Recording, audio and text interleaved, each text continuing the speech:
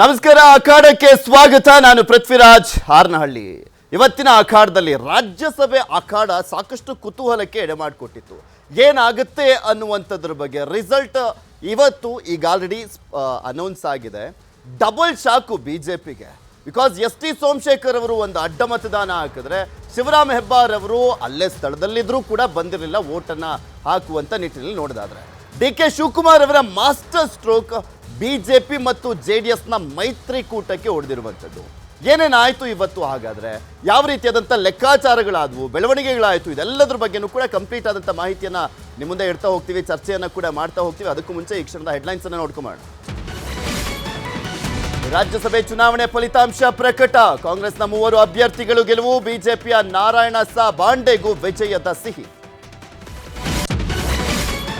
ಬಿಜೆಪಿಗೆ ಕೈಕೊಟ್ಟು ಸೋಮಶೇಖರ್ ಕಾಂಗ್ರೆಸ್ಗೆ ಮತ. ವಿಧಾನಸೌಧದಲ್ಲೇ ಇದ್ರೂ ಹಕ್ಕು ಚಲಾಯಿಸದ ಹೆಬ್ಬಾರ್. 5ನೇ ಅಭ್ಯರ್ಥಿ ಕುಪೇಂದ್ರ ರೆಡ್ಡಿಗೆ ಸೋಲಿನ ರುಚಿ. ಮೊನ್ನೆ ಶಿಕ್ಷಕರ ಚುನಾವಣೆ, ಈಗ ರಾಜ್ಯಸಭೆ. NDA ಮೈತ್ರಿಕೂಟಕ್ಕೆ ಸತತ 2 ಚುನಾವಣೆಗಳಲ್ಲಿ ಸೋಲು. ದೋಸ್ತಿಗಳಿಗೆ ಶುರುವಾಯ್ತಾ ಢವಢವ. ಮೊರಾರ್ಜಿ ದೇಸಾಯಿ ವಸತಿ ಶಾಲೆಯಲ್ಲಿ ಅಗ್ನಿ ಅವಘಡ. 3 ವಿದ್ಯಾರ್ಥಿಗಳಿಗೆ ಸಣ್ಣ ಪುಟ್ಟ ಗಾಯ. ವಿಜಯಪುರ ಜಿಲ್ಲೆ ಮುದ್ದೆಬಿಹಾಳದ ಗಾಳ ಪೂಜೆಯಲ್ಲಿ ಘಟನೆ. ಕೇರಳ ತಮಿಳುನಾಡಲ್ಲಿ ಪ್ರಧಾನಿ ಮೋದಿ ಹವಾ. ತಿರುವನಂತಪುರದ ಬಳಿಕ ತಿರುಪೂರಿನಲ್ಲಿ ಬೃಹತ್ ರೋಡ್ ಶೋ. ಅಣ್ಣಾಮಲೈ ಯಾತ್ರೆಯ ಸಮಾರೋಪದಲ್ಲಿ ಭಾಗಿ. ಮೊನ್ನೆ ಶಿಕ್ಷಕರ ಚುನಾವಣೆ, ಈಗ ರಾಜ್ಯಸಭೆ. NDA ಮೈತ್ರಿಕೂಟಕ್ಕೆ 2ನೇ ಸೋಲಿನ ಕಹಿ. ಮೈತ್ರಿ ಚದುರಂಗದಾಟಕ್ಕೆ DK ಚಕ್ಮೇಟ್. JDS ಅಭ್ಯರ್ಥಿ ಗೆಲ್ಲಿಸೋದಕ್ಕೆ ಹೋಗಿ ಬಿಜೆಪಿಗೆ ಮುಜುಗರ. ಸೋಮಶೇಖರ್ ಹೆಬ್ಬಾರ್ ಲೋಕಸಭೆಗೆ. ಬದಲಾಗುತ್ತಾ ತ್ರಿಮೂರ್ತಿಗಳ ಲೆಕ್ಕಾಚಾರ? ಇದೇ ಇಂದಿನ ಅಖಾಡ. DK ಮಾಸ್ಟರ್ ಸ್ಟ್ರೋಕ್, ಮೈತ್ರಿಗೆ ಮುಖಭಂಗ.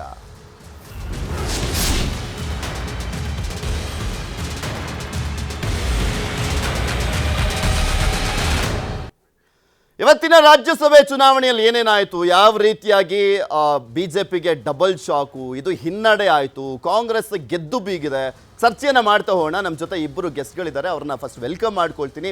ಅಶ್ವಥ್ ನಾರಾಯಣ್ ಅವರು, ಬಿಜೆಪಿಯ ಹಿರಿಯ ನಾಯಕರು, ನಮ್ಮ ಜೊತೆ ಜಾಯ್ನ್ ಆಗಿದ್ದಾರೆ. ಸರ್, ಕಾರ್ಯಕ್ರಮಕ್ಕೆ ಸ್ವಾಗತ. ಹಾಗೆ ನಮ್ಮ ಜೊತೆ ನಿಕೇತ್ ರಾಜ್ ಮೌರ್ಯ ಅವರು, ಕಾಂಗ್ರೆಸ್ನ ವಕ್ತಾರರು, ಅವರು ಕೂಡ ಜಾಯ್ನ್ ಆಗಿದ್ದಾರೆ. ಸರ್, ನಿಮಗೂ ಕೂಡ ಕಾರ್ಯಕ್ರಮಕ್ಕೆ ಸ್ವಾಗತ. ಇಬ್ಬರನ್ನು ಕೂಡ ಮಾತನಾಡಿಸ್ತಾ ಹೋಗ್ತೀನಿ. ಅದಕ್ಕೂ ಮುಂಚೆ ಇವತ್ತು ಆದಂಥ ರಾಜ್ಯಸಭಾ ಚುನಾವಣೆಯಲ್ಲಿ ಬೆಳವಣಿಗೆಗಳು ಏನೇನಾಯಿತು, ಯಾವ ರೀತಿಯಾಗಿ ಬಿಜೆಪಿಗೆ ಹಿನ್ನಡೆ ಆಯಿತು, JDS ತನ್ನ ಶಾಸಕರನ್ನ ಹಿಡಿದಿಟ್ಟುಕೊಳ್ಳುವಲ್ಲಿ ಯಶಸ್ವಿಯಾದರು, ಕಾಂಗ್ರೆಸ್ ಇಲ್ಲಿ ಗೆದ್ದು ಬೀಗಿ ಮಾಸ್ಟರ್ ಸ್ಟ್ರೋಕ್ ಅನ್ನು ಕೊಟ್ಟರು ಬಿಜೆಪಿಗೆ, NDA ಒಕ್ಕೂಟಕ್ಕೆ ಅನ್ನುವಂಥದ್ದನ್ನ ನೋಡ್ಕೊಂಬರೋಣ ಒಂದು ಪ್ಯಾಕೇಜ್.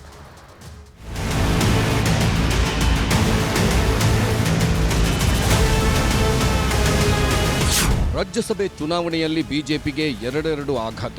ಯಶವಂತಪುರ ಬಿಜೆಪಿ ಶಾಸಕ ಟಿ ಸೋಮಶೇಖರ್ ಕಾಂಗ್ರೆಸ್ಗೆ ಮತ ಹಾಕಿದ್ದಾರೆ. ಮತ್ತೋರ್ವ ಬಿಜೆಪಿ ಶಾಸಕ ಶಿವರಾಮ್ ಹೆಬ್ಬಾರ್ ಗೈರಾಗಿದ್ದಾರೆ. ಈ ಮೂಲಕ ಬಿಜೆಪಿಗೆ ಅತಿ ದೊಡ್ಡ ಶಾಕ್, ಆಘಾತ. ಕಾಂಗ್ರೆಸ್ 3 ಸ್ಥಾನ, ಬಿಜೆಪಿಗೆ 1 ಸ್ಥಾನ ಖಚಿತವಾಗಿತ್ತು. ಆದರೆ JDS 5ನೇ ಅಭ್ಯರ್ಥಿಯಾಗಿ ಕುಪೇಂದ್ರ ರೆಡ್ಡಿ ನಿಲ್ಲಿಸಿ ಇಲ್ಲೂ ಟೆನ್ಷನ್ ಕ್ರಿಯೇಟ್ ಮಾಡಿತ್ತು. ಆದರೆ ಅದಕ್ಕೆ ಟ್ರಬಲ್ ಶೂಟರ್ DKಶಿ ಕೊಟ್ಟ ಚೆಕ್ಮೇಟ್ನಿಂದಾಗಿ ಇಡೀ ಬಿಜೆಪಿ ತತ್ತರಿಸಿ ಹೋಗಿದೆ. BJP JDS ದೋಸ್ತಿಗಳಿಗೆ CM DCM checkmate ಕೊಟ್ಟಿದ್ದಾರೆ. ಬಿಜೆಪಿಯ ಮೊದಲ ಅಭ್ಯರ್ಥಿ ಸೋಲಿಸಲು ತಂತ್ರಗಾರಿಕೆ ಮಾಡಿದ್ದರು ಕೈನಾಯಕರು. ನಾರಾಯಣ್ ಸಾ ಭಾಂಡಗೆಗೆ ಹಾಕುವ ಮತಗಳನ್ನೇ ಆಪರೇಟ್ ಮಾಡಿದ್ರು. ನಾರಾಯಣ್ ಸಾ ಭಾಂಡಗೆಗೆ ಮತ ಹಾಕುವಂತೆ ಶಿವರಾಮ್ ಹೆಬ್ಬಾರ್ ಹಾಗೂ ಟಿ ಸೋಮಶೇಖರ್ಗೆ ಸೂಚಿಸಿತ್ತು ಬಿಜೆಪಿ.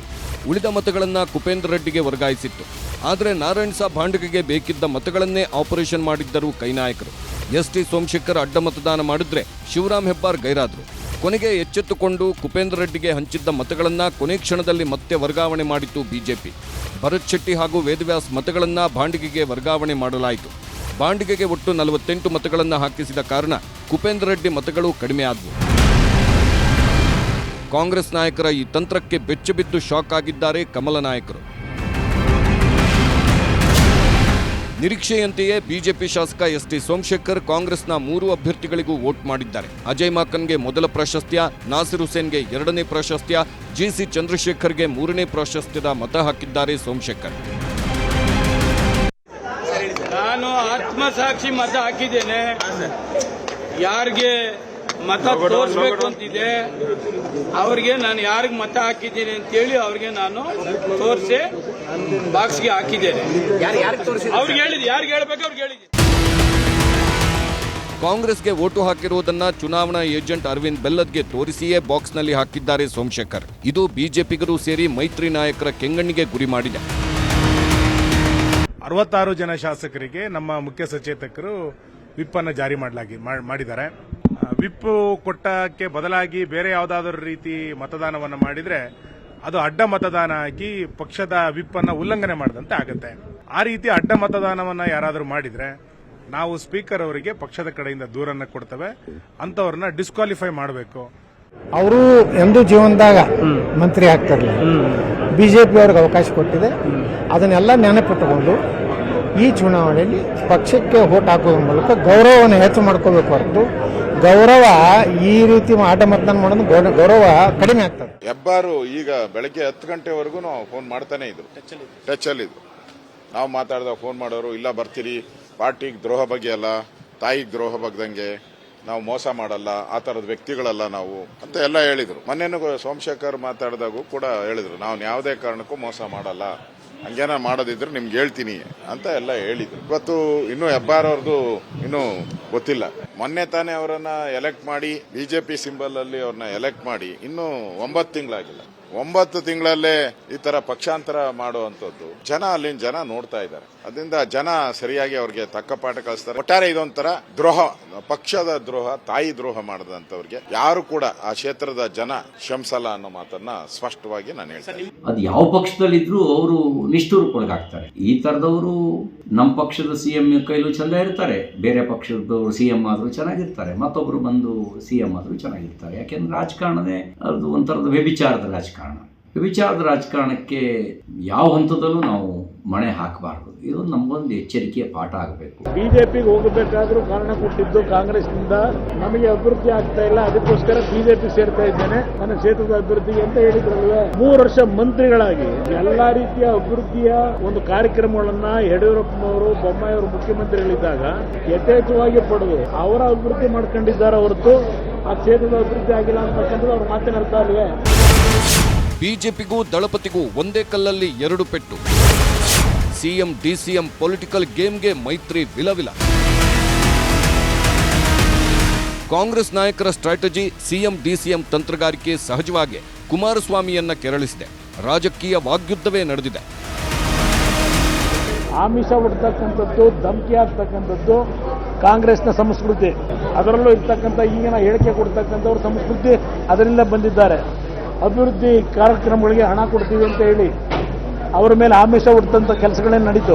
ನಾವು ಯಾವತ್ತೂ ಕೂಡ ನಮಗೆ ಸಬ್ಸಿಡೆಂಟ್ ಓಟ್ ಇರುವಾಗ ಆಸೆ ಆಮಿಷ ಓಡಿಸ್ತಕ್ಕಂಥ ಪ್ರಮೇಯ ಏನು ಬರ್ತದೆ. ಜನಾರ್ದನ್ ರೆಡ್ಡಿ ಇದೆಲ್ಲ ಓಟ್ ಇದ್ಮೇಲೆ ನಮಗೆ ಆಸೆ ಆಕಾಂಕ್ಷೆ ತೋರಿಸ್ಬೇಕಂತ ಪ್ರಮೇಯ ಇದೆ. ಆಸೆ ಆಮಿಷಗಳನ್ನ ತೋರಿಸ್ತಕ್ಕಂಥವ್ರು, ಬೆದರಿಕೆ ಓಡಿಸ್ತಕ್ಕಂಥವ್ರು JDSನವರು, ಬಿಜೆಪಿಯವರು. ಇದನ್ನ ಸಿದ್ದರಾಮಯ್ಯನವ್ರಿಗೂ ಹೇಳ್ತೇನೆ.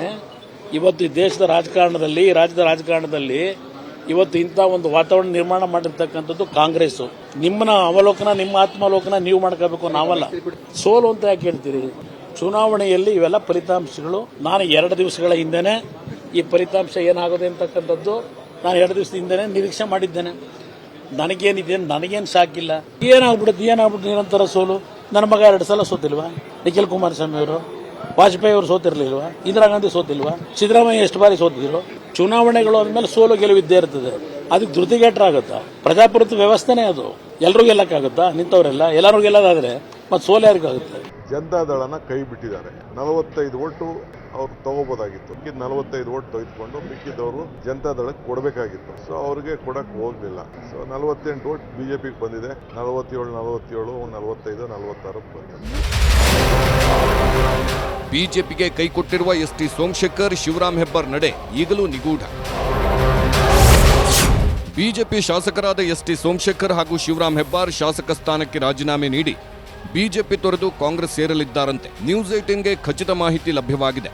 ಕಾಂಗ್ರೆಸ್ ಸೇರಿ ಇಬ್ಬರು ಲೋಕಸಭೆಗೆ ಸ್ಪರ್ಧಿಸುವ ಸಾಧ್ಯತೆ ಇದೆ. ಬೆಂಗಳೂರು ಉತ್ತರದಿಂದ ST ಸೋಮಶೇಖರ್, ಉತ್ತರ ಕನ್ನಡ ಕ್ಷೇತ್ರದಿಂದ ಹೆಬ್ಬಾರ್ ಕಾಂಗ್ರೆಸ್ ಅಭ್ಯರ್ಥಿಗಳಾಗಿ ಕಣಕ್ಕೆ ಇಳಿಯುವ ಸಾಧ್ಯತೆ ಇದೆ. ಅಡ್ಡ ಮತದಾನ ಮಾಡಿರುವ ST ಸೋಮಶೇಖರ್ ವಿರುದ್ಧ ಯಶವಂತಪುರ ವಿಧಾನಸಭಾ ಕ್ಷೇತ್ರದ ಕಾರ್ಯಕರ್ತರು ಪ್ರತಿಭಟನೆ ಮಾಡಿದ್ರು.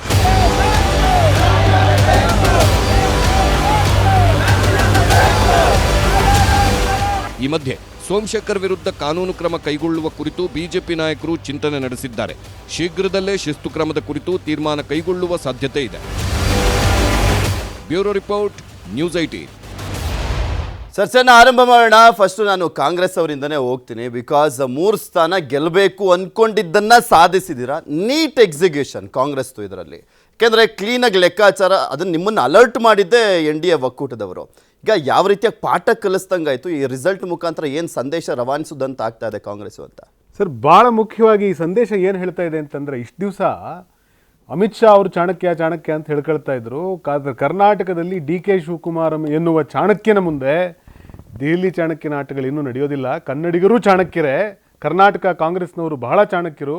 DK ಶಿವಕುಮಾರ್ ತಮ್ಮ ಚಾಣಕ್ಯತನವನ್ನು ಇವತ್ತು ಇಡೀ ರಾಜ್ಯದ ಮುಂದೆ, ಇಡೀ ದೇಶದ ಮುಂದೆ ತೋರಿಸ್ಕೊಟ್ಟಿದ್ದಾರೆ.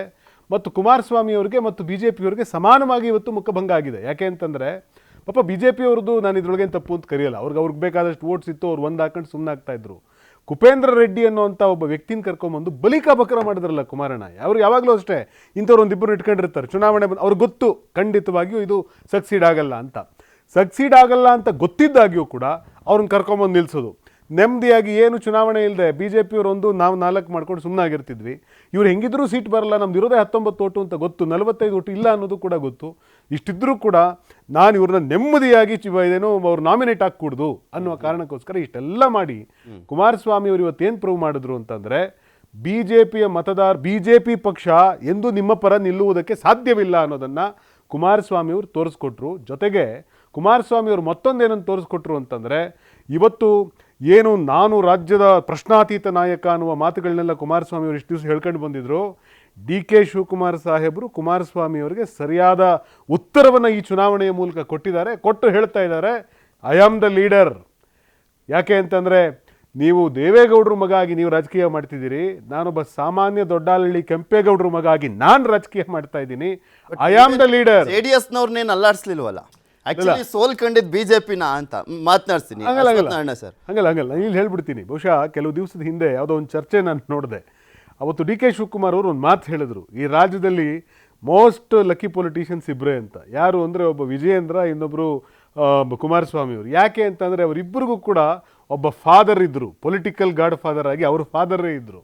ಆದರೆ ಯಾವ ಬ್ಯಾಕ್ಗ್ರೌಂಡ್ ಇಲ್ಲದೆ ಇವತ್ತು DK ಶಿವಕುಮಾರ್ ಬಂದು ಇವರಿಬ್ಬರ ಪಟ್ಟುಗಳನ್ನು, ಯಾಕೆಂದರೆ ನೀವು ಇದೇ ಇದರೊಳಗಡೆ ಗಮನಿಸಿದ್ರಿ, ಪರಮ ಪೂಜ್ಯ ವಿಜಯೇಂದ್ರ ಅವರ ತಂದೆಯವರನ್ನ ಪ್ರಶ್ನಿಸಿ ಯಡಿಯೂರಪ್ಪನವ್ರನ್ನ ಕೇಳಿ ಇದ್ರ ಬಗ್ಗೆ ಅಂತ ಹೇಳಿ ಯತ್ನಾಳ್ ಅವರು ಮಾತಾಡಿದ್ರು. ಅದನ್ನ ಯಾಕೆ ಮಾತಾಡಿದ್ರು ಅಂತಂದರೆ, ನಿಮ್ಮಿಬ್ಬರ ಹಿಂದೆ ಇಂಥ ದೊಡ್ಡ ರಾಜಕೀಯ ಹಿನ್ನೆಲೆ ಇದ್ದೂ ಕೂಡ ನಾನು ಸಾಮಾನ್ಯ ಹಿನ್ನೆಲೆಯಿಂದ ಬಂದಂತ DK ಶಿವಕುಮಾರ್ ನಿಮ್ಮಿಬ್ಬರಿಗೂ ಕೂಡ ಹಾಕೋದ್ರಲ್ಲಿ ಫೇಲ್ಯೂರ್ ಮಾಡಿದ್ದೀನಿ. ಅಶ್ವತ್ಥನಾರಾಯಣ ಸರ್, ಇಲ್ಲಿ ನೀವು ಎಲೆಕ್ಷನ್ಗೆ 3ನೇ ಅಭ್ಯರ್ಥಿಯನ್ನು ನಿಲ್ಲಿಸುವಂಥ ಸಂದರ್ಭದಲ್ಲಿ BJP JDS ನಾಯಕರು ಹೇಳ್ತಾ ಇದ್ರು ಅವರಲ್ಲೇ ಅಸಮಾಧಾನ ಇದೆ ನೋಡಿ, ಆ ಆತ್ಮಸಾಕ್ಷಿ ಮತಗಳು ನಮಗೆ ಬಂದೇ ಬರ್ತವೆ ಅನ್ನುವಂಥ ಕಾನ್ಫಿಡೆನ್ಸಲ್ಲಿ ಹೇಳ್ತಾ ಇದ್ರಿ.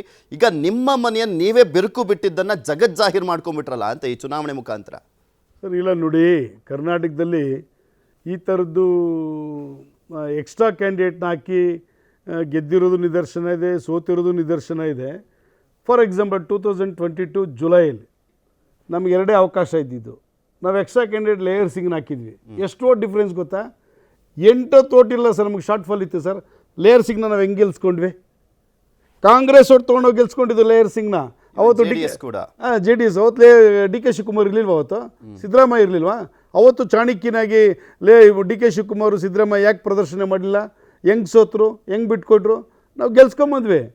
ಸಾಕೇತ್ಗೆ ಪಾಪ ಇನ್ನೂ ಗೊತ್ತಿಲ್ಲ, ನಿಖಿತ್ಗೆ ಇನ್ನೂ ಗೊತ್ತಿಲ್ಲ.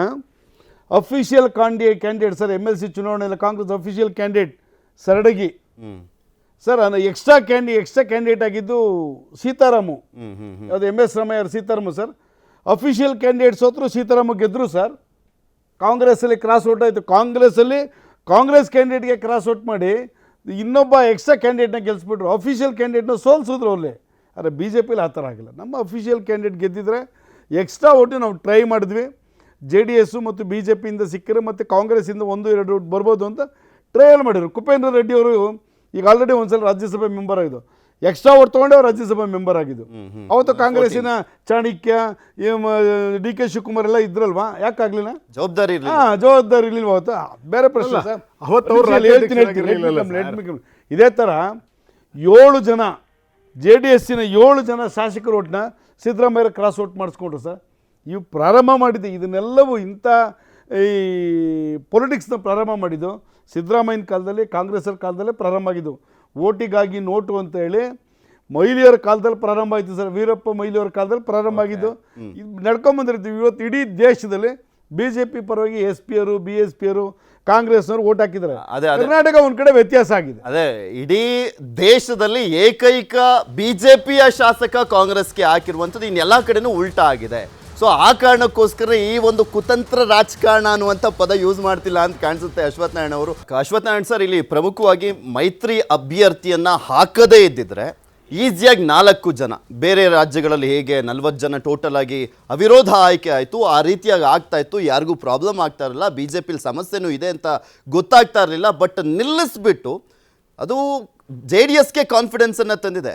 BJP ನಾಯಕತ್ವಕ್ಕೆ ಹಿನ್ನಡೆ ಆಗ್ಬಿಡ್ತಾ ವಿಜೇಂದ್ರ ಮತ್ತು ಅಶೋಕ್ ಅವರ ನಾಯಕತ್ವಕ್ಕೆ?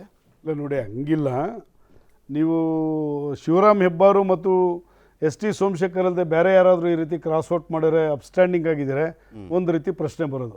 ಇವರಿಬ್ಬರದ್ದು ಮೊದಲಿಂದನೂ ಇತ್ತು. ಬಾಡಿ ಪ್ರೆಸೆಂಟ್ ಮೈಂಡ್ ಆಬ್ಸೆಂಟ್ ಅನ್ನಂಗೆ DK ಶಿವಕುಮಾರ್ ಅವ್ರ ಜೊತೆ ಶಿವರಾಮ್ ಹೆಬ್ಬಾರ್ ಅವ್ರದ್ದು ಮತ್ತು ST ಸೋಮಶೇಖರ್ ಅವ್ರದ್ದು ಸುಮಾರು ತಿಂಗಳಿಂದ, ಸರ್ಕಾರ ಬಂದದ್ದು ದಿನದಿಂದಲೂ ಇವರಿಬ್ಬರದ್ದು ಸಂಬಂಧ DK ಶಿವಕುಮಾರ್ ಅವ್ರ ಜೊತೆ ಇತ್ತು. ಅದು ಒಂದು ರೀತಿ DK ಶಿವಕುಮಾರು ST ಸೋಮಶೇಖರ್ನ, ಹೆಬ್ಬಾರ್ ಅವ್ರನ್ನ ಬೇರೆ ಬೇರೆ ರೀತಿಯಲ್ಲಿ ಅವ್ರನ್ನ ಬ್ಲ್ಯಾಕ್ ಮೇಲ್ ಮಾಡಿಕೊಂಡು ಜೊತೆಯಲ್ಲಿ ಇಟ್ಕೊಂಡಿದ್ರು. ಅದು ಇಂಟೆನ್ಷನಲ್ಲಿ ಪರ್ಟಿಕ್ಯುಲರ್ಗೆ DK ಸೋಮಶೇಖರ್ ಅವ್ರಿಗೆ ಅವ್ರ ಕಾನ್ಸ್ಟಿಟ್ಯೂನ್ಸಿಗೆ ರಿಲೇಟೆಡ್ ಸಂಬಂಧಪಟ್ಟಂತೆ ಡೆವಲಪ್ಮೆಂಟ್ ವರ್ಕ್ದು ಯಾವುದೋ ಹಿಂದೆ ಕೆಲಸ ಮಾಡಿರೋವಂಥದ್ದು, ಬಿಡುಗಡೆ ಆಗಿಲ್ಲದೆ ಇರೋಂಥ ಹಣ ಬಿಡುಗಡೆ ಆಗಿಲ್ಲದೆ ಇರೋದ್ರ ಬಗ್ಗೆ ಈ ಥರದ್ದು ಕೆಲವೆಲ್ಲ ಸೋಮಶೇಖರ್ ಕಾನ್ಸ್ಟಿಟ್ಯೂನ್ಸಿನಲ್ಲಿ ಕೆಲಸಗಳು ಹಾಕಿ. ಯಾಕೆ ಈ ಪ್ರಶ್ನೆ ಕೇಳಿದೆ ಅಂದರೆ ಸರ್, ಈಗ ಶರಣಕುಂದಕೂರು ಸೇಮ್ ಸಿಚುಯೇಷನ್ ಇದ್ದಿದ್ದು.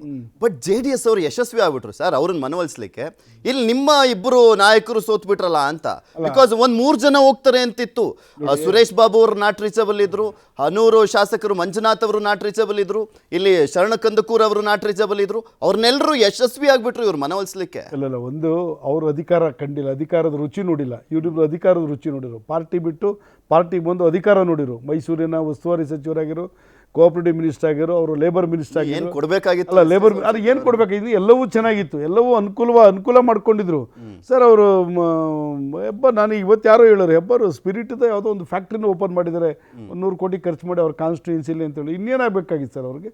ಇಲ್ಲಿ ಬಂದು ಅಬ್ಸ್ಟೈನ್ ಆಗುವಂಥದ್ದು, ವಿಜೇಂದ್ರ ಅವರನ್ನ ಬಿಟ್ಟು ಇನ್ಯಾರೇ ರಾಜ್ಯಾಧ್ಯಕ್ಷರಾಗಿದ್ದಿದ್ರೆ ಈ ಪ್ರಶ್ನೆ ಬರ್ತಾ ಇರ್ಲಿಲ್ವೇನೋ? ನೀವೇ ಬಲೆ ಹಾಕೊಂಡು ನೀವೇ ಸಾಕಿದಂತ ಗಿಣಿಗಳು ಇವತ್ತು ನಿಮ್ಮನ್ನ ಕುಕ್ಕೋಗಿದ್ದು ವಿಜೇಂದ್ರ ಅವರಿಗೆ ಅವರನ್ನ ಮನವೊಲಿಸ್ಲಿಕ್ಕೆ ಆಗ್ಲಿಲ್ವಲ್ಲ, ಯಾಕೆ ವೈ ಅನ್ನೋ ಪ್ರಶ್ನೆ. ನಾನು ಆಗಲೇ ಫಸ್ಟ್ ಮಾತಾಡುವಾಗ ಹೇಳಿದೆ, ಲೇಯರ್ ಸಿಂಗ್ಗೆ ನಾವು ಎಕ್ಸ್ಟ್ರಾ ಓಟ್ ತಗೊಂಡವಲ್ಲ ಕಾಂಗ್ರೆಸ್ ಇಂದ, ಅವಾಗ ಆ ಲೀಡರ್ಶಿಪ್ನ ಫೇಲ್ಯೂರ್ ಅಂತ ಹೇಳ್ಬಿಟ್ಟು ನಮ್ಗೆ ಓಟ್ ಬಂತ. ಅವತ್ತು DK ಶಿವಕುಮಾರ್ ಅಧ್ಯಕ್ಷರಿದ್ರು 2 years ಬ್ಯಾಕ್, 2022 ಜುಲೈಯಲ್ಲಿ DK ಶಿವಕುಮಾರ್ ಅಧ್ಯಕ್ಷರಿದ್ರು. ನಾವು ಹೆಂಗೆ ಕ್ರಾಸ್ ಓಟ್ ಮಾಡಿಸ್ಕೊಂಡ್ವಿ ಅವ್ರ ಕೈನಲ್ಲಿ? ಹೆಂಗ್ ಕ್ರಾಸ್ ಓಟ್ ಮಾಡಿಸ್ಕೊಂಡ್ವಿ? ಕ್ರಾಸ್ ಓಟ್ ಆಗಿದ್ದು JDS ಕಾಂಗ್ರೆಸ್ ಕ್ರಾಸ್ ಓಟ್ ಆಗಿದೆ. JDS ಇಂದ ಸರ್ ಆಗಿರೋದು. JDS ಕಾಂಗ್ರೆಸ್ ಕ್ರಾಸ್ ಔಟ್ ಆಗಿಲ್ಲ. ನಾವು ಹಾಕೊಂಡಂತ ಅಷ್ಟು ಅಭ್ಯರ್ಥಿಗಳನ್ನ ಗೆಲ್ಲಿಸ್ಕೊಂಡ್ವಿ. JDS ಫಾರೂಕ್ ಅಬ್ದುಲ್ಲಾ ಅವರ ಹೌದೌದು, ಇವರು ಫಾರೂಕ್ ಅಬ್ದುಲ್ಲಾ ನಿಲ್ಸಿದ್ರು. ಹೌದೌದು, ಇರ್ಲಿ. ನಾವು ಹಾಕಿದ ಅಷ್ಟು ಅಭ್ಯರ್ಥಿಗಳನ್ನ DK ಶಿವಕುಮಾರ್ ಅವರ ನಾಯಕತ್ವದಲ್ಲಿ ಕಾಂಗ್ರೆಸ್ನವರು ಗೆಲ್ಲಿಸ್ಕೊಂಡು ಬಂದ್ವಿ. JDSನವರ ಉಳಿದ ಮತಗಳನ್ನ ಕ್ರಾಸ್ ಔಟ್ ಮಾಡಿಸ್ಕೊಂಡು ಅವತ್ತು JDSನ ಅಭ್ಯರ್ಥಿಯನ್ನ ಸೋಲಿಸ್ಕೊಂಡು ನೀವು BJP ಗೆಲ್ಲಿಸ್ಕೊಂಡ್ರಿ. ಅದು ಲೇಯರ್ ಸಿಂಗ್ ಅನ್ನ ಗೆಲ್ಲಿಸ್ಕೊಂಡ್ರಿ. Lahar Singh 2 election MLC election ಅಲ್ಲಿ. 1 ನಿಮಿಷ, ಲೇಯರ್ ಸಿಂಗ್ MLC ಎಲೆಕ್ಷನ್ ಅಲ್ಲೂ ಸಹ ನಮಗೆ ಶಾರ್ಟ್ ಫಾಲ್ ಇತ್ತು. ಅವಾಗ್ಲೂ ಲೇಯರ್ ಸಿಂಗು ಎಕ್ಸ್ಟ್ರಾ ಓಟ್ ತೊಗೊಂಡೆ ಗೆದ್ದಿದ್ದು, ಕಾಂಗ್ರೆಸ್ ಇಂದ ಎಕ್ಸ್ಟ್ರಾ ಓಟೇ ತೊಗೊಂಡಿದ್ದು. ಸಕ್ಸಸ್ ನಮ್ಮ ಒಂದು ವೇಳೆ ಸಕ್ಸಸ್ ಆದ್ರೆ ಆಗ್ಬೋದು. 2 ಸಲ ನಮ್ಗೆ ಸಕ್ಸಸ್ ಆಗಿದೆ. ಲೇಯರ್ ಸಿಂಗ್ದು ಸಕ್ಸಸ್ ಆಗಿದೆ 2 ಸಲನು.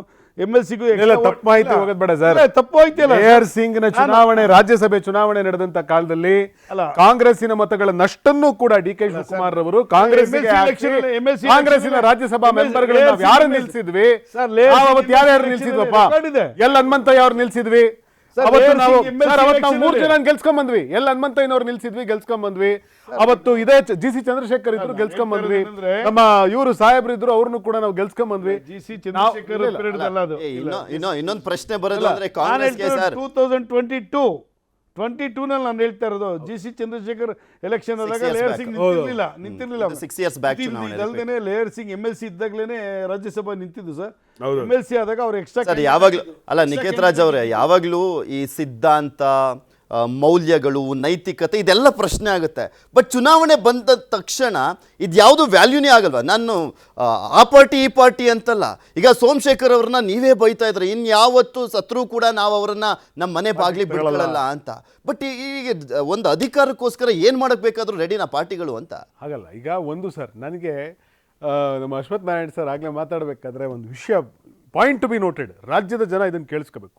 ಅವರೊಂದು ಆರೋಪ ಮಾಡಿದ್ರು. ಏನು ಆರೋಪ ಮಾಡಿದ್ರು ಅಂತಂದರೆ, ಇವರು ನಮ್ಮ ಶಿವರಾಮ್ ಹೆಬ್ಬಾರ್ ಅವರು ನಮ್ಮ ಪಕ್ಷಕ್ಕೆ ಸೇರ್ಕೊಂಡು ಮಿನಿಸ್ಟರ್ ಆದಮೇಲೆ 100 ಕೋಟಿ ರೂಪಾಯಿ ಇದು ಇನ್ವೆಸ್ಟ್ ಮಾಡಿ ಸ್ಪಿರಿಟ್ ಫ್ಯಾಕ್ಟ್ರಿ ಮಾಡಿದ್ರು ಅಂಥೇಳಿ. ನಾನು ಕೇಳೋದು, ಇಂಥ ಆರೋಪ ಮಾಡ್ತಾ ಇದ್ದೀರಲ್ಲ, ನಿಮ್ಮ ಪಕ್ಷದಲ್ಲಿ ಮಂತ್ರಿ ಆಗಿದ ತಕ್ಷಣ 100 ಕೋಟಿ ರೂಪಾಯಿ ದುಡ್ಡು ತಗೊಂಡು ಸ್ಪಿರಿಟ್ ಫ್ಯಾಕ್ಟ್ರಿ ಮಾಡ್ತಾರೆ ನೀವು ಆರೋಪ ಮಾಡೋದಾದರೆ, ಹಿ ಶುಡ್ ಅಗ್ರಿ ದಟ್ ಇವ್ರ ಸರ್ಕಾರ 40% ಭ್ರಷ್ಟಾಚಾರ ಮಾಡ್ತಾ ಇತ್ತು. ಇವ್ರ ಸರ್ಕಾರದ ಕಾಲದಲ್ಲಿ ಪ್ರತಿ ಮಂತ್ರಿಗಳು ಕೂಡ 100 ಕೋಟಿ ಅದನ್ನೇ ಹೇಳಿದ್ ಸರ್. ಅವ್ರ ನೀವು ಆರೋಪ ಮಾಡ್ತಾ ಇದೀರಿ ಅವ್ರ ಮೇಲೆ 100 ಕೋಟಿನ. ನೀವು ಅವ್ರ ಮೇಲೆ ಒಂದು ಬೆರಳು ತೋರಿಸಿದ್ರೆ ಉಳಿದ 3 ಬೆರಳು ನಿಮ್ ಕಡೆ ತೋರಿಸುತ್ತೆ. ಅವರಿಗೆ ತೋರಿಸಿದ ಒಂದು ಬೆರಳು ಅವರು ಆರೋಪ ಮಾಡ್ತಿದ್ರಲ್ಲ ಸರ್, ತನಿಖೆ ಮಾಡಿಸ್ತೀರಾ?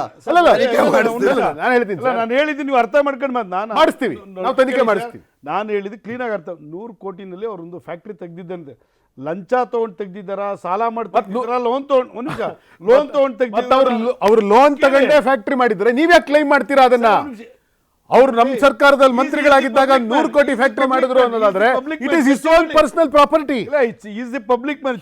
It is his own earned money and how can BJP claim it? ಅಲ್ಲ, ಈಗ ಶಿವರಾಮ್ ಹೆಬ್ಬಾರ್ ಅವರು ಎಸ್ ಟಿ ಸೋಮಶೇಖರ್ ಅವರ ಮತನೇ ಅವಶ್ಯಕತೆ ಇರಲಿಲ್ಲ. ಆದ್ರೂ ಕೂಡ ಅವ್ರನ್ನೆಲ್ಲೋ ಒಂದ್ ಕಡೆ ವಿಲನ್ ಮಾಡ್ಲಿಕ್ಕೆ ಹೋಗ್ಬಿಡ್ತಾ ಕಾಂಗ್ರೆಸ್? ಇಲ್ಲ ನೋಡಿ, ಇಲ್ಲಿ ಏನ್ ನಡೆದಿದೆ ಅಂತಂದ್ರೆ, ಇವರು ಯಾವ ಧೈರ್ಯದ ಮೇಲೆ ಅವ್ರಿಗೆ ಅಷ್ಟು ಮತಗಳಿಲ್ಲ ಅಂತ ಗೊತ್ತಿದ್ರು ಕೂಡ ಅವರು ನಮ್ಮ JDS ನ ಅಭ್ಯರ್ಥಿ ಹೆಸರೇನು, ಕುಪೇಂದ್ರ ರೆಡ್ಡಿ ಅವರನ್ನ ಯಾಕೆ ನಿಲ್ಸಿದ್ರು? ಕುಪೇಂದ್ರ ರೆಡ್ಡಿ ಅವ್ರನ್ನ ಯಾಕೆ ನಿಲ್ಸಿದ್ರು? ಅವ್ರಿಗೊಂದು ಕಾನ್ಫಿಡೆನ್ಸ್ ಏನಿತ್ತು ಅಂತಂದ್ರೆ, ನಾವು ಕ್ರಾಸ್ ವೋಟಿಂಗ್ ಮಾಡಿಸ್ತೀವಿ. ಗೆದ್ದ ಖುಷಿಯಲ್ಲಿ ಅತಿರೇಕದಿಂದ ವರ್ತಿಸಿರುವಂತದ್ದು ಕಾಂಗ್ರೆಸ್ನ ಕಾರ್ಯಕರ್ತರು. ನಾಸಿರ್ ಹುಸೇನ್ ಅವರ ಬೆಂಬಲಿಗರು ಪಾಕಿಸ್ತಾನ ಜಿಂದಾಬಾದ್ ಅನ್ನುವಂತ ಘೋಷಣೆಯನ್ನ ಕೂಗಿದ್ದಾರೆ. ಅದನ್ನು ತೋರಿಸ್ತೀವಿ, ಒಮ್ಮೆ ನೋಡ್ಕೊಂಬೋಣ ಇನ್ನೊಮ್ಮೆ.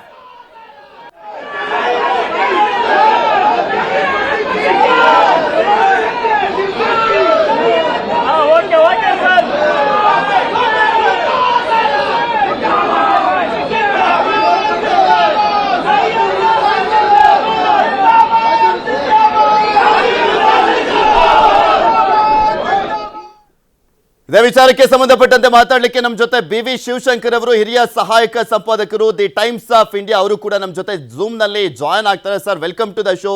ರಾಜ್ಯಸಭೆ ಎಲೆಕ್ಷನ್ ಗೆದ್ದಂತ ಖುಷಿ, ನೀಟ್ ಎಕ್ಸಿಕ್ಯೂಷನ್ ಕಾಂಗ್ರೆಸ್ ಮಾಡಿರುವಂತದ್ದು, ಇಂಥ ಸಂದರ್ಭದಲ್ಲಿ ಅತಿರೇಕದ ವರ್ತನೆಯನ್ನ ಕೂಡ ನೋಡ್ತಾ ಇದೀವಿ. ಅಕ್ಷಮ್ಯ ಅಪರಾಧ ಇದು. ಏನ್ ಹೇಳಿಕ್ ಬಯಸ್ತೀರಾ?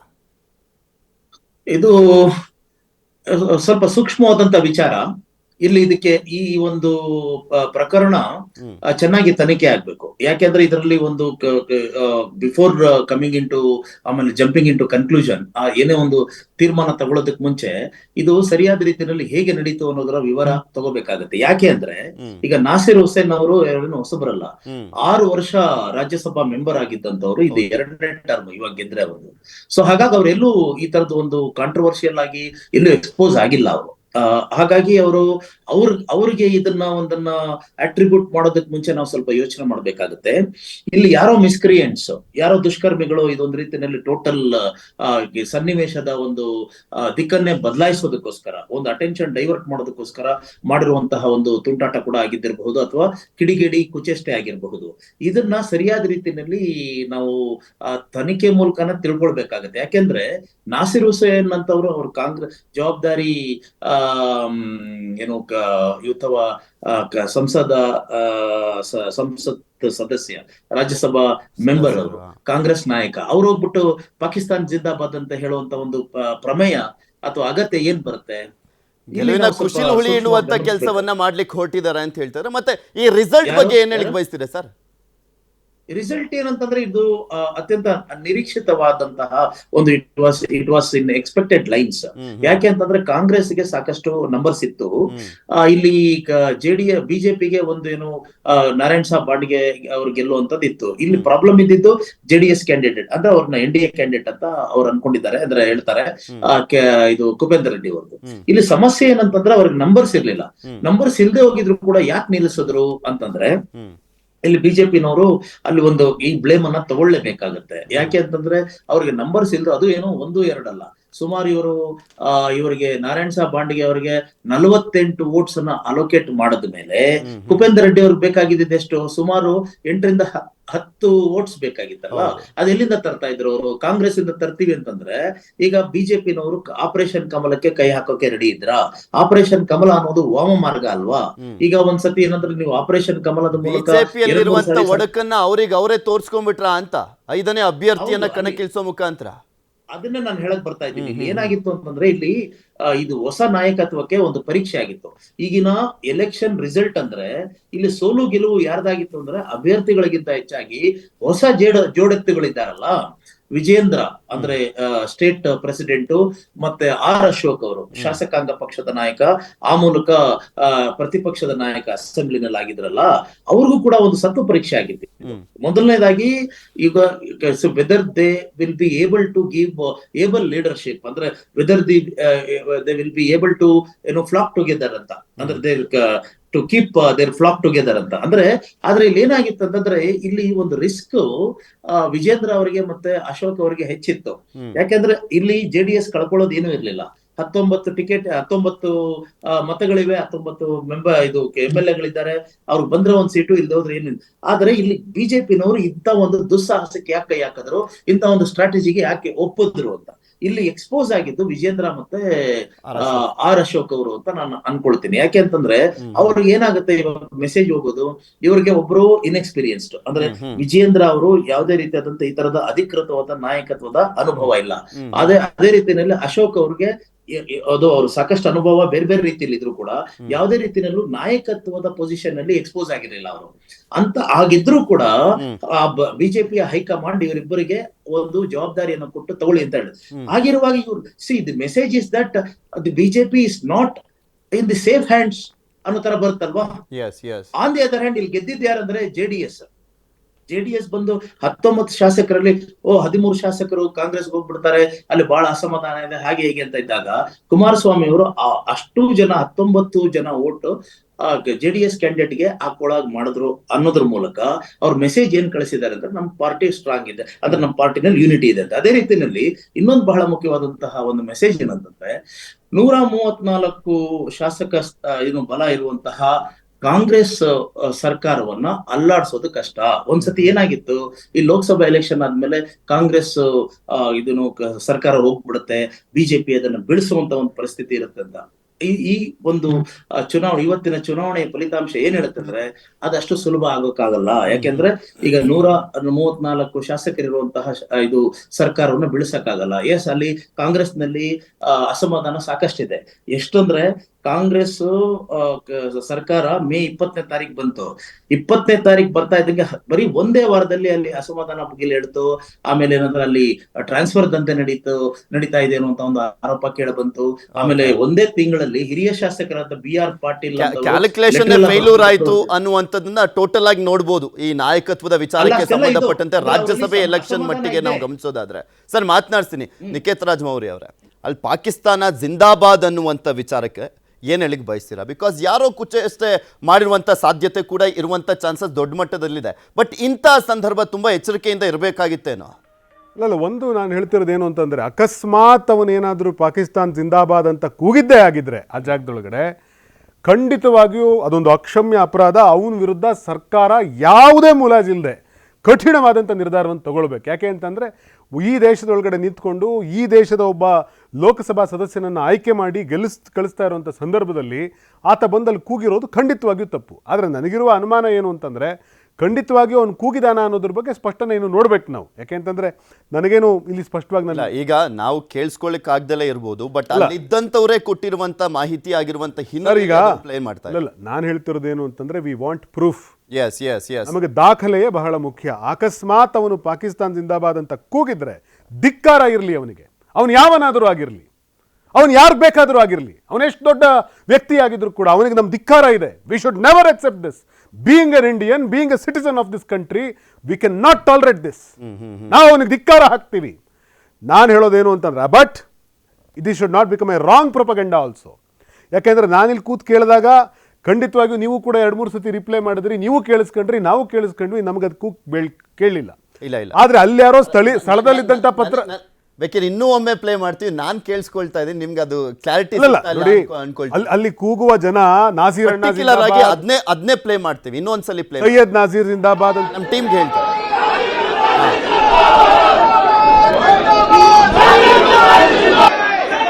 ಕ್ಲಾರಿಟಿ ಸರ್, ಇನ್ನೊಬ್ರು ನಾಸೀರ್ ಅಣ್ಣ ಜಿಂದಾಬಾದ್ ಹೇಳ್ತಿದ್ದಾರೆ, ಬಟ್ ಪಾಕಿಸ್ತಾನ ಜಿಂದಾಬಾದ್ ಅಂತ ಹೇಳ್ತಾ ಇರುವಂತದ್ದು ಕೇಳಿಸ್ಕೊಳ್ತಾ ಇದ್ದೀವಿ. ಹೆಂಗ್ ಗೊತ್ತಾ ಇದು ಗುಂಪು? ಅಲ್ಲ, ನಾವು ಕಾಂಗ್ರೆಸ್ ಕಾರ್ಯಕರ್ತರು ಅಂತೆಲ್ಲ, ಯಾರೋ ಒಬ್ಬ ಹಂಗ್ ಮಾಡ್ತಾ ಇರುವಂತದ್ದು ಖಂಡಿಸುವಂತ. ಅವ್ನು ಯಾವನಾದ್ರೂ ಆಗಿರ್ಲಿ ಸರ್, ಒಂದು ವೇಳೆ ಅವನು ಕಾಂಗ್ರೆಸ್ ಕಾರ್ಯಕರ್ತ ಆಗಿದ್ರು ಕೂಡ ಅವನಿಗೆ ನಾವು ಧಿಕ್ಕಾರ ಹಾಕ್ತೀವಿ. ಆದ್ರೆ ಇನ್ನೂ ಒಂದು ಸಾಧ್ಯತೆ ಇರುತ್ತೆ, ಬೇರೆ ಇನ್ಯಾವುದೋ ಒಬ್ಬನನ್ನ ಕಳಿಸಿ ಅಲ್ಲಿ ಇಂಜೆಕ್ಟ್ ಮಾಡಿ ಕೂಗ್ಸಿರುವ ಸಾಧ್ಯತೆ, ಸನ್ನಿವೇಶವನ್ನ ಮಿಸ್ಯೂಸ್ ಮಾಡ್ಕೊಂಡಿರುವಂತ ಸಾಧ್ಯತೆ ಇರ್ತದೆ.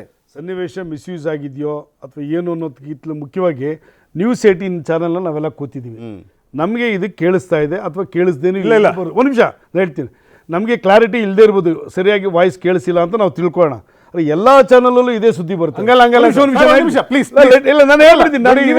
ನನ್ನ ಪಾರ್ಟಿ ಮೇಲೆ ಬಂದಿರೋ ಅಲಿಗೇಷನ್ ಅಲಿಗೇಷನ್ ಮಾಡ್ತಾ ಮಾಧ್ಯಮದವರು ಅಥವಾ ಎಲ್ಲಾ ಪಾರ್ಟಿಯವರು ಖಂಡಿಸುವಂತ ವಿಚಾರಣೆ ಇದು. ನಾನು ನ್ಯೂಸ್ 18 ಹೇಳ್ತಾ ಇಲ್ಲ. ನೀವ್ ಹೆಂಗ್ ಖಂಡಿಸಿದ್ರು ನಾನು ಖಂಡಿಸ್ತೀನಿ. ನಾನು ಹೇಳೋದಿಲ್ಲ, ನನಗೊಂದು ಅವಕಾಶ ಕೊಡಿ ದಯವಿಟ್ಟು. ಈಗ ನೀವು ರಿಪ್ಲೈ ಮಾಡಿದಾಗ್ಲೂ ಕೂಡ ನನಗೆ ಸ್ಪಷ್ಟವಾಗಿ ಕೇಳಿಸಿದ್ದೇನು ಅಂದ್ರೆ, ಸೈಯದ್ ನಾಸೀರ್ ಜಿಂದಾಬಾದ್ ಅಂತ ಕೂಗ್ತಿರೋದು ಕೇಳಿಸ್ತಾ ಇತ್ತು, ನಾಸೀರ್ ಅಣ್ಣ ಜಿಂದಾಬಾದ್ ಅಂತ ಕೂಗ್ತಾ ಇರೋದು ಕೇಳಿಸ್ತಾ ಇತ್ತು. ಅದೆಲ್ಲೋ ಒಂದು ಎಳೆ ಪಾಕಿಸ್ತಾನ ಜಿಂದಾಬಾದ್ ಅಂತ ಕೂಗಿದ್ದಾರೆ ಅನ್ನುವಂತ ಒಂದು ಸುದ್ದಿಯನ್ನ ಇಲ್ಲಿ ಹರಡಿಸ್ತಿರೋದು ನಾವು ಕಂಡಿದ್ದೀವಿ. ಅಕಸ್ಮಾತ್ ಅದು ನಿಜ ಆಗಿದ್ರೆ ಪಾಕಿಸ್ತಾನ ಜಿಂದಾಬಾದ್ ಅನ್ನುವಂತ ವಿಚಾರ ನನ್ಗಂತೂ ಕ್ಲೀನ್ ಆಗಿ ಬಟ್ ಯಾರೇ ಆಗ್ಲಿ ಸರ್, ಯಾರೇ ಆಗ್ಲಿ ಅದು ನಿಜ ಆಗಿದ್ರೆ ಇಟ್ ಇಸ್ ವೆರಿ ಶೋರ್ ನಾವು ಅವನಿಗೆ ಧಿಕ್ಕಾರ ಹಾಕ್ತೀವಿ. ಆತ ಯಾವನೇ ಆಗಿದ್ರು ಕೂಡ ಅವನೇನಾದ್ರೂ ಈಗ ಸರ್ಕಾರ ಜವಾಬ್ದಾರಿ, ಸರ್ಕಾರ ಜವಾಬ್ದಾರಿ ಯಾರು ಹೇಳಿದ್ರೆ, ಈಗ ನಾವು ಧಿಕ್ಕಾರ ಹಾಕ್ಬೇಕು, ಖಂಡಿಸ್ಬೇಕು. ನಿಖಿತ್ ರಾಜ್ ಹೇಳಿದ್ರೆ ನಾವು ಅದನ್ನು ಖಂಡಿಸೋಣ. ಆದ್ರೆ ಒಂದೇನಂದ್ರೆ, ಇಷ್ಟಾದ ತಕ್ಷಣನೇ some of the top leaders from the Congress party clarify ಮಾಡಬೇಕು. ಕ್ಲಾರಿಫೈ ಇಲ್ಲ, ಅವ್ರು ಕೂಗಿಲ್ಲ, ಅದನ್ನೇ ಕ್ಲಾರಿಫೈ ಮಾಡಬೇಕು. ಆಕ್ಚುಲಿ ನಾಸೀರ್ ಅಹಮದ್ ಅವ್ರನ್ನ ಪ್ರಶ್ನೆ ಮಾಡುವಂತ ಸಂದರ್ಭದಲ್ಲಿ ಮಾಧ್ಯಮದವ್ರನ್ನೆಲ್ಲ ತಳ್ಳಿದ್ದಾರೆ, ಅವ್ರ ಜೊತೆ ಇದ್ದಂತವ್ರನ್ನೆಲ್ಲ ಹೊಡೆಯುವಂತ ಪ್ರಯತ್ನ ಮಾಡುವಂತ ಕೆಲಸ ಮಾಡಿದ್ದಾರೆ ಮಾಧ್ಯಮದವರು. ಕ್ಲಾರಿಫೈ ಮಾಡಲಿಲ್ಲ ಅಂದಾಗ ಅನುಮಾನ ಬಂದೇ ಬರ್ತದೆ. ಓಕೆ, ಈಗ ತನಿಖೆ ಅಂತೂ ಆಗುತ್ತೆ, ಖಂಡಿತ ತನಿಖೆ ಆಗುತ್ತೆ.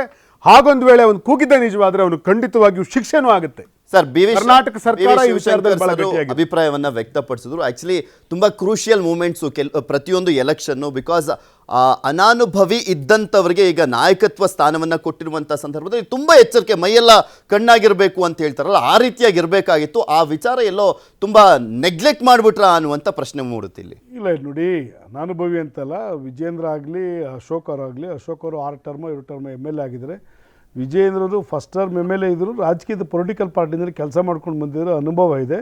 ಮತ್ತು ತಂದೆಯವ್ರ ಜೊತೆಲಿ ರಾಜಕಾರಣವನ್ನು ನೋಡ್ಕೊಂಡು ಬಂದಿರತಕ್ಕಂಥ. ಇಲ್ಲಿ ಒಂದೇನಂತೇಳಿ, ಫಸ್ಟ್ ಆಫ್ ಆಲ್ ಒಂದೇನಾಗಿದೆ, ನಮ್ಮ ಓಟು ನಾವು ಸೆಕ್ಯೂರ್ ಮಾಡ್ಕೊಂಡಿದ್ದೀವಿ, ನಮ್ಮ ಓಟ್ ಸೆಕ್ಯೂರ್ ಮಾಡ್ಕೊಂಡಿದ್ವಿ. ನಾನು ಆಗಲೇ ಪ್ರಾರಂಭದಲ್ಲಿ ಹೇಳಿದೆ ಯಾವ ಕಾನ್ಫಿಡೆನ್ಸ್ ಇಲ್ಲ, ಬಿಕಾಸ್ ಯಾಕೆಂದ್ರೆ ಸಮಯದವ ಒಂದು ಸ್ವಲ್ಪ ಆಡ್ ಆನ್ ಮಾಡ್ಬಿಡ್ತೀನಿ. ಜನಾರ್ದನ್ ರೆಡ್ಡಿ ಅವ್ರು ನಿಮ್ಮ ಜೊತೆ ಕೆರಗೋಡಲ್ಲೆಲ್ಲ ಹೋರಾಟವನ್ನ ಮಾಡ್ಕೊಂಡು ಬಂದಂತವ್ರು, ಅವ್ರ ಮತವನ್ನು ಸೆಳಿಲಿಕ್ಕೆ ಆಗ್ಲಿಲ್ವಲ್ಲ. ಅವ್ರು ಹೇಳಿದ್ರು ನರೇಂದ್ರ ಮೋದಿ ಅವರಿಗೆಲ್ಲ ಬೆಂಬಲವನ್ನ ಕೊಡ್ತೀವಿ ಅಂತೆಲ್ಲ ಹೇಳ್ದಂತವ್ರು ಓಟನ್ನು ಹಾಕ್ಸ್ಕೊಳಕ್ ಆಗ್ಲಿಲ್ವಲ್ಲ ಅಂತ. ಸರ್, ಜನಾರ್ದನ್ ರೆಡ್ಡಿ ವಿರುದ್ಧವಾಗಿ ತೊಡೆ ತೋಡ್ದಂತ ಸಿದ್ದರಾಮಯ್ಯನೇ ಹೋಗಿ ಅವ್ರ ಮನೆ ಬಗ್ಗೆ ನಿಂತ್ಕೊಂಡ್ಬಿಟ್ರಲ್ಲ ಸರ್, ಒಂದು ಓಟ್ಗೋಸ್ಕರ.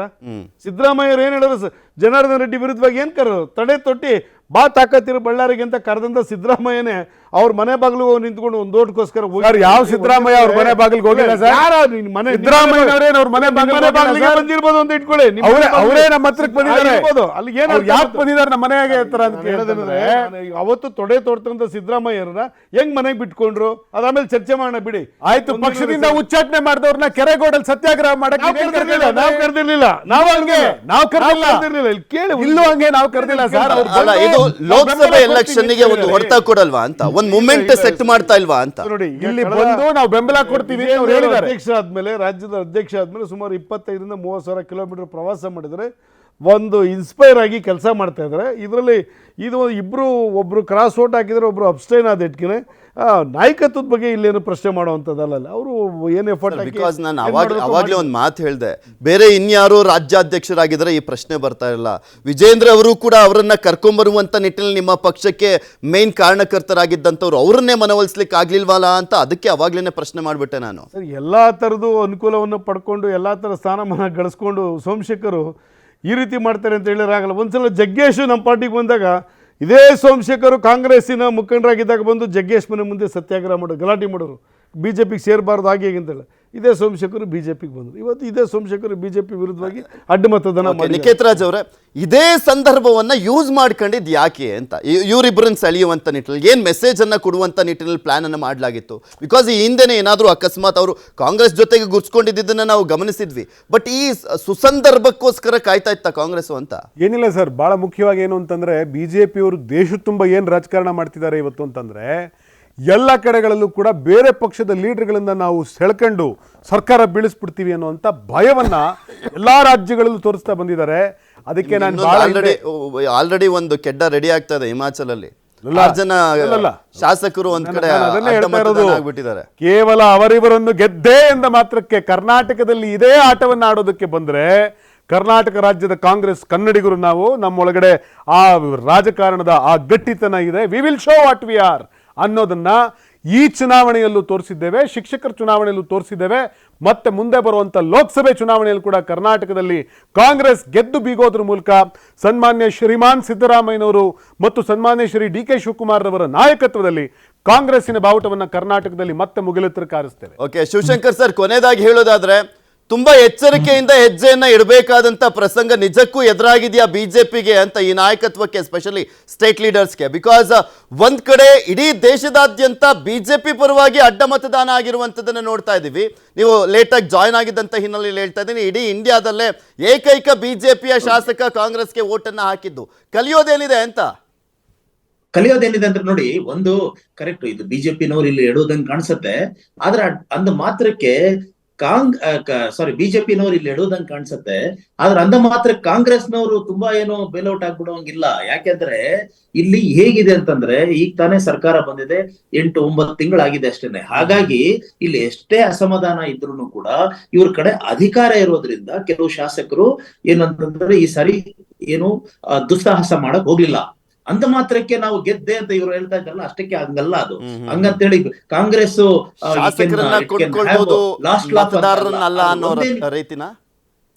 ಒಂದೇನಂದ ಶಾಸಕರನ್ನ ಕೊಂಡ್ಕೊಳ್ಬಿಡ್ಬೋದು ನಾಟ್ ಮತದಾರರು ಅಂತನ ಅಲ್ಲ, ಹಂಗಲ್ಲ. ಇವಾಗ ಏನಂದ್ರೆ ಈಗ ಬಿಜೆಪಿನವ್ರು ಏನ್ ಮಾಡ್ತಾರೆ, ಈಗ 134 ಜನ ಇರುವಂತಹ ಸರ್ಕಾರವನ್ನ, ಅಂದ್ರೆ ಶಾಸಕರಿರುವಂತಹ ಸರ್ಕಾರವನ್ನ ಕೆಡಬಹುದು ಕಷ್ಟ ಅನ್ನೋದು ಇದರಲ್ಲಿ ಈ ಒಂದು ಎಲೆಕ್ಷನ್ ರಿಸಲ್ಟ್ ಅಲ್ಲಿ ಒಂದು ಕನ್ವೆ ಆಗಿದೆ.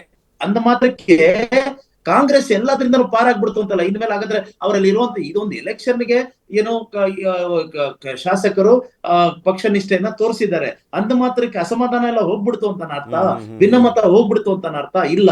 ಇವರು ಕೂಡ ಕಂಪ್ಲೇಸೆಂಟ್ ಇರೋಂಗಿಲ್ಲ ಕಾಂಗ್ರೆಸ್ನವರು. ಅದೇ ರೀತಿ ಬಿಜೆಪಿನವ್ರು ಏನಂತಂದ್ರೆ, ಇಲ್ಲಿ ನಾವು ಆಪರೇಷನ್ ಎಲ್ಲಾ ಸಮಯದಲ್ಲೂ ಆಪರೇಷನ್ ಕಮಲ ಮಾಡಿ ವಾಮ ಮಾರ್ಗದಿಂದಾನೇ ರಾಜಕೀಯ ಮಾಡ್ತೀವಿ ಅಂದ್ರೆ ಅದು ಕೂಡ ಸಾಧ್ಯ ಇಲ್ಲ ಅನ್ನೋದು ಇದರ ಮೆಸೇಜ್. ಅದಲ್ಲದೆ ನೀವು ಹೇಳಿದ ಹಾಗೆ ಇಲ್ಲಿ ಒಬ್ರು ಕ್ರಾಸ್ ವೋಟಿಂಗ್ ಮಾಡಿದ್ದಾರೆ, ಇನ್ನೊಬ್ರು ಅಬ್ಸ್ಟೈನ್ ಆಗಿದ್ದಾರೆ. ಅಂದ್ರೆ ಹಾಗಾದ್ರೆ ಬಿಜೆಪಿಯಲ್ಲಿ ಇದು ಕೇಂದ್ರದಲ್ಲಿ ನ್ಯಾಷನಲ್ ಲೆವೆಲ್ ನಲ್ಲಿ ಅಷ್ಟು ಸ್ಟ್ರಾಂಗ್ ಆಗಿದ್ರು ಕೂಡ ಕರ್ನಾಟಕದಲ್ಲಿ ಅದು ಸ್ವಲ್ಪ ಮಟ್ಟಿಗೆ ಏನೋ ಸಮಸ್ಯೆಯಿಂದ ಬಳಲ್ತಾ ಇದೆ ಅನ್ನುವಂತ ಒಂದು ಮೆಸೇಜ್ ಇದರಲ್ಲಿ ಗೊತ್ತಾಗುತ್ತೆ. ಅದನ್ನ ಈಗಲೇ ಎಚ್ಚೆತ್ಕೊಂಡು ಸರಿಪಡಿಸ್ಕೊಳ್ಳುವಂತ ನಿಟ್ಟಿನಲ್ಲಿ ಮುಂದಾಗಬೇಕು ಅಂತ ಕಾಣಿಸುತ್ತೆ. ನೋಡೋಣ ಏನಾಗುತ್ತೆ ಅಂದ್ಬಿಟ್ಟು. ಧನ್ಯವಾದ ಸರ್, ಇಷ್ಟೋ ತನಕ ನಮ್ಮ ಜೊತೆ ಜಾಯ್ನ್ ಆಗಿದ್ದಕ್ಕೆ ಶಿವಶಂಕರ್ ಸರ್, ಹಾಗೆ ನಿಕೇತ್ ರಾಜ್ ಅವರೇ, ಅಶ್ವಥ್ ನಾರಾಯಣ್ ಅವರೇ. ಇದಾಗಿತ್ತು ಇವತ್ತಿನ ಅಖಾಡ. ನೋಡ್ತಾ ಇರಿ News 18, ಜಾಲ ನಮ್ಮದು, ಬಲ ನಿಮ್ಮದು.